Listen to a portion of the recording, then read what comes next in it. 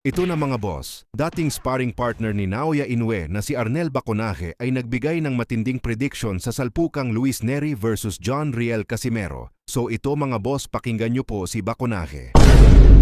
Casimero versus Luis Neri. Ano masasabi mo dyan? Sabi ko lang kung alam na natin ni Casimero may lakas, tested na git talaga sa mga laban. So kung ang Luis Neri sasabay kay Casimero, malaking chance ni Casimero talaga manalo. At baka manakaut na niya. Kasi alam naman Casimero pag tumama talaga may lakas talaga yun. Pero sa palagay mo ba siya masasabay kaya si Luis Neri sa June 6? Makikipagsabayan kaya kay Casimero? Yun lang hindi natin ma-estimate yung kanyang style, ano? Yun naman ang style talaga ni Wala siyang style na tatakbo-takbo, ano? Wala eh. Parang pasugod palagi. Malaki yung chance ni Casimero dyan. Malaki pag-asa dito ni Cuadro Alas na manalo. Basta makondisyon lang si Casimero. Pero final prediction mo Casimero sa June 6? Casimero ako kasi. So ayan po mga bossing ang prediction ng dating sparring partner ni Naoya Inoue na si Arnel Baconaje pabor siya kay Casimero. So Mayo 26 na ngayon mga boss, kaya ilang tulog na lang yan magaganap na ang matagal na nating inaabangang salpukan ng dalawa sa Japan. Samantala mga boss, may bago po tayong knockout artist prospect. Ang tubong Pangasinan na si Ronerick Ballesteros may kasalukuyang kartada na 7 wins, 6 KOs, 1 talo.